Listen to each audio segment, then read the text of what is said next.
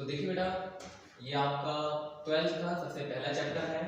नाम है electric charges and electric field. और इसमें सबसे पहला टॉपिक आप लोगों को जो पढ़ना है वो चार्ज के बारे में पढ़ना है। और चार्ज के ऊपर हमारे दो लेक्चर होंगे, लेक्चर 1 और लेक्चर 2। पहले लेक्चर में मैं आपको चार्ज और चार्ज के प्रॉपर्टी के बारे में बताऊंगा बेटा, और दूसरे लेक्चर में मैं आपको बताऊंगा कि चार्ज किसी बॉडी पर लाते कैसे हैं। तो शुरुआत करते हैं बेटा सबसे पहले चार्ज की डेफिनेशन से। अब असली बात ये है कि बेटा साइंटिस्ट लोग अभी तक चार्ज को बिल्कुल भी करेक्टली डिफाइन नहीं कर पाए हैं, मास को भी वो करेक्टली डिफाइन नहीं कर पाए हैं, ये बात भी हमें पता होनी चाहिए। लेकिन अभी चार्ज को कैसे डिफाइन किया जाता है ये हम लोगों को बेटा पता होना जरूरी है। तो शुरुआत करते हैं यहाँ से। चार्ज क्या है? It is the intrinsic. अब ये वर्ड आया आपके पास इंट्रिंसिक। ये इंट्रिंसिक का मतलब क्या है? तो आप लोगों ने केमिस्ट्री में पढ़ा होगा, केमिस्ट्री में नहीं तो फिजिक्स की थर्मोडायनामिक्स में पढ़ लिया होगा बेटा कि इंट्रिंसिक का मतलब होता है बॉडी की इंटरनल प्रॉपर्टी। इंट्रिंसिक का मतलब इंटरनल प्रॉपर्टी। तो चार्ज क्या है बेटा? चार्ज बॉडी की इंटरनल प्रॉपर्टी, यानी कि बॉडी की प्रॉपर्टी है, बॉडी के नेचर पे डिपेंड करती है बेटा, जिसके कारण चार्ज एक दूसरे बॉडी जो है एक दूसरे को या तो अट्रैक्ट करते हैं या रिपेल करते हैं। अब ये जो रिपल्शन वाली बात है, रिपेल वाली बात है, ये बहुत इंपॉर्टेंट है। क्लास 11th में आपने पहले चैप्टर में 4 फंडामेंटल फोर्सेस के बारे में पढ़ा होगा। पहला फोर्स था आपका ग्रेविटेशनल फोर्स, दुनिया का सबसे वीक फोर्स, और वो अट्रैक्टिव नेचर का था। दूसरा आपने पढ़ा होगा वीक न्यूक्लियर फोर्स, वो भी अट्रैक्टिव नेचर का। स्ट्रॉन्ग न्यूक्लियर फोर्स, जिसके बारे में आप लोग 12th में पढ़ेंगे, मॉडर्न फिजिक्स में 7वीं यूनिट है वो हमारी। तो वो भी पता लगा कि वो भी अट्रैक्टिव नेचर का है। लेकिन आपने जो चौथे फोर्स के बारे में पढ़ा वो होता है इलेक्ट्रोमैग्नेटिक फोर्स। इलेक्ट्रोमैग्नेटिक फोर्स बेटा होता क्या है? तो इलेक्ट्रोमैग्नेटिक फोर्स बेटा बेसिकली उसमें दो तरीके के फोर्सेस आते हैं। इलेक्ट्रोस्टैटिक फोर्स जो कि चार्ज के अट्रैक्शन और रिपल्शन में नजर आता है, और आता है फिर मैग्नेटिक फोर्स जो कि मैग्नेट के पोल्स के बीच में अट्रैक्शन और रिपल्शन के कारण नजर आता है। तो जो आपका इलेक्ट्रोमैग्नेटिक फोर्स होता है बेटा वो अट्रैक्टिव भी होता है, रिपल्सिव भी, और यहां से वो बाकी सारे फोर्सेस से अलग हो जाता है। और कैसे अलग होता है जरा इसको हम समझते हैं। तो ये रिपल्शन वाली बात सिर्फ और सिर्फ एक्सक्लूसिव है चार्ज के लिए, यानी कि चार्ज के पास ही ये प्रॉपर्टी होती है कि वो अट्रैक्ट और रिपेल कर सके। बाकी और किसी फोर्स के जो कंपोनेंट है उनके पास ये प्रॉपर्टी नहीं होती। ये बात हम लोगों को बहुत क्लियर होनी चाहिए। पहले हम चार्ज की कुछ प्रॉपर्टी के बारे में जान लेते हैं। सबसे पहले चार्ज एक स्केलर क्वांटिटी है, ठीक है।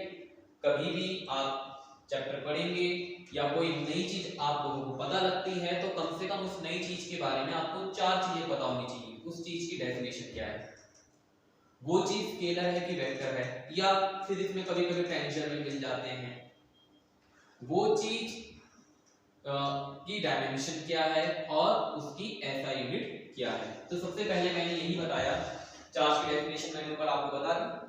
उसके बाद आपके चार्ज की प्रॉपर्टी में सबसे पहले चार्ज एक स्केलर क्वांटिटी है, यानी कि इसके पास मैग्नीट्यूड होता है, डायरेक्शन नहीं।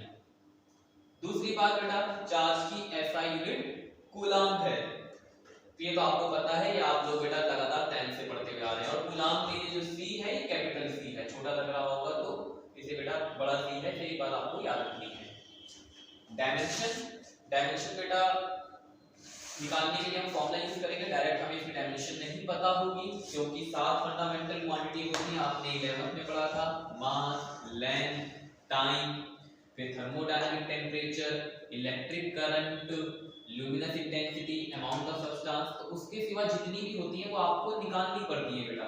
तो उनमें से एक चार्ज है और चार्ज को आप लोग निकाल सकते हैं। आपको ये फॉर्मूला 10th में ही याद है, current is equal to Q/T। तो Q इज इक्वल टू हो गया I इंटू T। I होता है करंट, और करंट के लिए बेटा जो डायमेंशन होती है वो A यूज करके, A फॉर एम्पेयर होता है। कई बुकों में आप देखोगे शायद E आई यूज कर रही हो, लेकिन हम ए ही यूज करेंगे क्योंकि ये एनसीईआरटी के हिसाब से है और टाइम के लिए कैपिटल टी होता है। और जब भी कोई डायमेंशन लिखो उसे स्क्वायर ब्रैकेट में जरूर लिखना। ये इसकी दो प्रॉपर्टीज हो गई। उसके बाद चार्ज एक डिराइव्ड क्वांटिटी है। चार्ज एक डिराइव्ड क्वांटिटी है। कई बुकों में शायद आपको लिखा हुआ मिले कि सर ये फंडामेंटल क्वांटिटी लिखा हुआ है बुक में, तो देखिए फंडामेंटल आपको पता है साथ ही है, उसके सिवा जितनी भी है डिराइव्ड है। उधर अगर उन्होंने उसे फंडामेंटल क्वांटिटी लिखा है तो उनके कहने का पर्पस अलग है। वो ये कहना चाहते हैं कि बॉडी के एक बेसिक नेचर की प्रॉपर्टी है, इसलिए इसे उन्होंने फंडामेंटल क्वांटिटी कहा। लेकिन फंडामेंटल वाले का ये मतलब नहीं उनका कि वो पहले साथ जो फंडामेंटल क्वांटिटी थी डायमेंशन वाइज उसके बराबर हो, ऐसा नहीं। उस हिसाब से ये सिर्फ और सिर्फ डिराइव्ड क्वांटिटी है। अब पेपर में एक सवाल आता है, बोर्ड में आया है, कई बार पूछा जाता है कि राइट 3 प्रॉपर्टीज या 4 प्रॉपर्टीज ऑफ चार्ज। 3 पूछे तब भी 4 प्रॉपर्टी लिखो, 4 पूछे तब भी 4 प्रॉपर्टी लिखो, और वो 4 प्रॉपर्टी अब लाइन से मैं आपको बताने जा रहा हूं। पहला, charge is additive in nature. क्योंकि चार्ज बेटा एक स्केलर क्वांटिटी है तो इनके एडिशन पर एंगल का कोई प्रभाव नहीं पड़ता। दो चार्ज आमने सामने आके एक दूसरे से मिले, मान के चलिए 2 कूलाम का चार्ज और 3 कूलाम का चार्ज आमने सामने एक दूसरे से आके मिल रहे हैं, तो टोटल आपकी वैल्यू आ रही है बेटा 5। अगर उस आप सेम डायरेक्शन में आके मिले तो 2 कूलाम का चार्ज प्लस 3 कूलाम का चार्ज आपका कितना हो जाएगा, तब भी 5 कूलाम का चार्ज हो जाएगा। परपेंडिकुलर डायरेक्शन से आके मिले तब भी 2 और 3 का सम कितना आएगा, 5 आएगा। यानी कि सिंपल ये ऐड होते हैं। ये पहली प्रॉपर्टी है, charge is additive in nature. दूसरा, conserved. Charge is conserved in nature. बेटा आप 11वीं से या कल से पहले से ही कई तरीके के लॉ ऑफ कंजर्वेशन पढ़ चुके हैं। सबसे पहला आपने पढ़ा था law of conservation of mass, कि mass can neither be created nor be destroyed. फिर आपने पढ़ा था law of conservation of energy, energy can neither be created nor be destroyed, can be transferred from one form to another। 11th में आए, फिर आपने 2 law और पढ़े, law of conservation of linear momentum, और उसके बाद फिर आपने पढ़ा law of conservation of angular momentum. लेकिन नेचर में 5 बेसिक लॉ होते हैं और ये 5वां लॉ है बेटा law of conservation of charge, कि charge is conserved in nature. इस दुनिया का जो चार्ज है, the total charge of this universe is constant. कोई बच्चा पूछ ले कि सर कितना चार्ज है, तो ये तो नहीं पता बेटा कितना है, लेकिन ये भी नहीं कह सकते कि 0 है कि पॉजिटिव है कि नेगेटिव है, लेकिन जितना है वो कांस्टेंट है। फिर कोई ये कह सकता है कि अगर चार्ज तक कंजर्व है तो चार्ज क्या बनाया या तोड़ा नहीं जा सकता या डिस्ट्रॉय नहीं किया जा सकता, तो बेटा चार्ज बनाया भी जाता है और चार्ज डिस्ट्रॉय भी किया जा सकता है। लेकिन चार्ज बनते हैं हमेशा जोड़ों में, क्योंकि ऊपर वाला हमेशा चीजें जो है जोड़ों में बना के भेजता है, तो चार्ज जब भी बनते हैं वो जोड़ों में बनते हैं। ठीक है, तो जब भी अगर इलेक्ट्रॉन बनेगा तो उसका एंटी पार्टिकल पॉजिट्रॉन बनेगा। चार्ज जब खत्म होते हैं तो वो भी जोड़ों में खत्म होते हैं, उनमें सती प्रथा चलती है बेटा। अगर इलेक्ट्रॉन मरेगा तो उसके साथ एक पॉजिट्रॉन को साथ में जाना होगा, ताकि चार्ज हमेशा नेट क्या रहे, कांस्टेंट रहे। तो चार्ज कंजर्व होता है, लेकिन ये नहीं कहता कि चार्ज बनाया और डिस्ट्रॉय नहीं किया जा सकता। ये कहता है कि चार्ज बनाया भी जा सकता है, डिस्ट्रॉय भी किया जा सकता है, लेकिन टोटल चार्ज बनने से पहले और बनने के बाद सेम रहेगा। फिर चार्ज के बारे में, चार्ज क्वांटाइज नेचर का होता है। चार्ज क्वांटाइज नेचर का होता है, इसका मतलब बेटा क्या है कि चार्ज हमेशा पैकेट्स में मिलता है। आप ये नहीं कह सकते कि चार्ज में खुला दे दो, नेचर में खुले चार्ज जैसी कोई चीज नहीं होती। अगर आप किसी परचूने की दुकान पे जाओगे, किसी से कहोगे 2 रुपए का लेस दे दो, तो बेटा कोई तुम्हें 2 रुपए का लेस नहीं देगा, या तो वो 5 का देगा, या तो 10 का देगा, या 15 का देगा, या 20 का देगा। ऐसी चार्ज के साथ है, चार्ज आपको खुले नहीं मिलते, कोई भी वैल्यू अपनी चार्ज नेचर में नहीं मिल पाती, सिर्फ वही वैल्यू मिल पाती है जो इंटीग्रल मल्टीपल ऑफ ई होती है, और ई का मतलब होता है इलेक्ट्रॉनिक चार्ज। और वैसे तो आप लोगों को पता है इलेक्ट्रॉनिक चार्ज कितना होता है, लेकिन फिर भी एक बार बता देते हैं औपचारिकता के लिए कि इलेक्ट्रॉनिक चार्ज होता है 1.6 into 10 की पावर -19 कूलम, इलेक्ट्रॉन का जो चार्ज होता है। और चौथी इंपॉर्टेंट प्रॉपर्टी जो कि हर बच्चा चार्ज के बारे में जानता है, like charges repel each other, unlike charges attract each other. फिर आठवीं प्रॉपर्टी बेटा, चार्ज के दो नेचर होते हैं, पॉजिटिव और नेगेटिव। पॉजिटिव नेचर बेटा, अब कोई आपसे ये पूछ सकता है आपको कंफ्यूज करने के लिए कि बताओ कि +5 कूलम का चार्ज ज्यादा है कि -5 कूलम का चार्ज ज्यादा है? दोनों चार्ज बराबर है, बस +5 कूलम का नेचर अलग है, -5 कूलम का नेचर अलग है। सर आप ये कह सकते हैं सर पॉजिटिव तो बड़ा होता है, नेगेटिव तो छोटा होता है। तो बेटा ये सिर्फ नेचर को हमने नाम दिए हैं कि पॉजिटिव और नेगेटिव। आप उसे ऐसे भी कह सकते थे कि पॉजिटिव वाले को कह सकते थे कि वो मेल चार्ज है और नेगेटिव वाले को आप कह सकते थे फीमेल चार्ज है। अगर अब मैं आपसे पूछता कि मेल चार्ज बड़ा है कि फीमेल चार्ज, तब आप नहीं कह पाते क्योंकि उन दोनों का नेचर डिफरेंट है। अगर आपको पता लगाना है कौन सा चार्ज बड़ा है बेटा, तो तरीका सिर्फ और सिर्फ मैग्नीट्यूड है। जिस चार्ज का मैग्नीट्यूड ज्यादा, उसी का जो है बेटा वैल्यू ज्यादा माना जाएगा। बाकी पॉजिटिव और नेगेटिव सिर्फ और सिर्फ नेचर बताते हैं, उससे कभी भी आप ये नहीं बता सकते कौन सा चार्ज बड़ा है कौन सा छोटा है।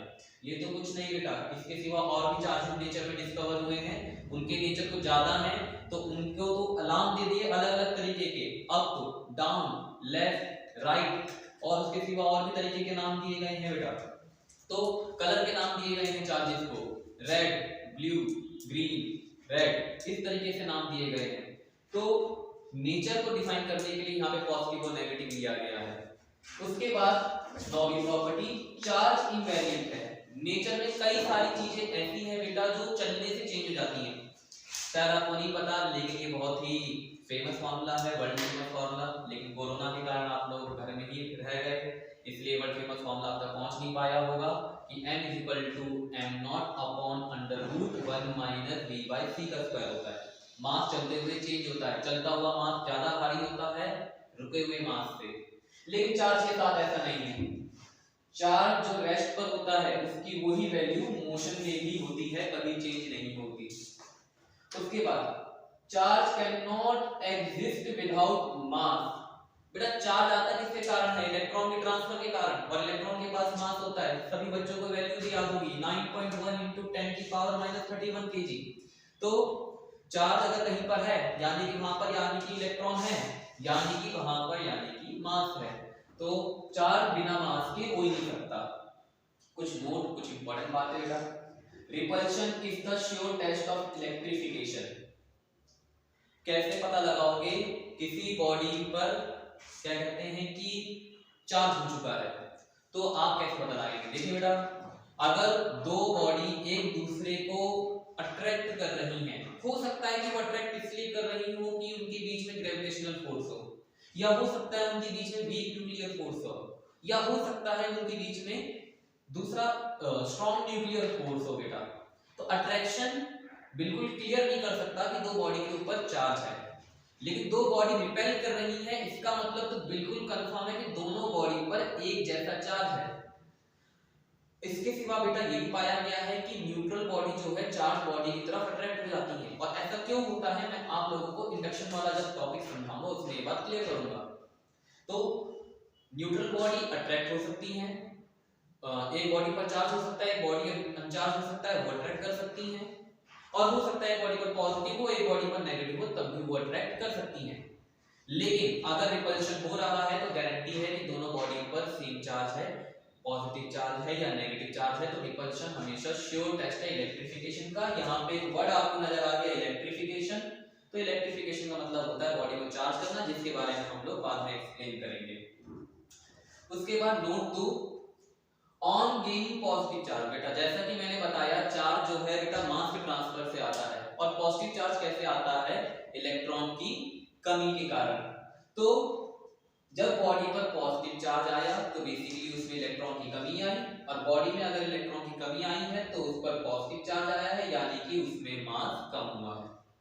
इसी तरीके से on gaining negative charge, gain करने पर बॉडी के नेगेटिव चार्ज गेन करने पर बॉडी पर इलेक्ट्रॉन आता है, इलेक्ट्रॉन आने से बॉडी का मास बढ़ जाता है। और लास्ट में हमारे पास रह गए हैं आपके 3 क्वेश्चन। इन 3 क्वेश्चन को देख लेते हैं, जितना टॉपिक पढ़ा है उसी के ऊपर ये क्वेश्चन है। पहला, क्या 4 × 10⁻⁻19 कूलम चार्ज नेचर में एग्जिस्ट कर सकता है? ऐसा नहीं होगा, जरूरी नहीं कि 4 ही लिखा हुआ मिले, पेपर में कोई भी वैल्यू लिखी हुई मिल सकती है बेटा। तो बस आपको करना क्या है Q is equal to N लगाएं, जो चार्ज दिया हुआ है वो Q की जगह लिख ले। E की वैल्यू हर किसी बच्चे को पता है 1.6 इंटू 10 की पावर माइनस 90। n की वैल्यू निकालें। अगर n एक इंटीजर आता है तो वो चार्ज नेचर में पॉसिबल है, और अगर n एक इंटीजर नहीं आता तो वो चार्ज नेचर में पॉसिबल नहीं है।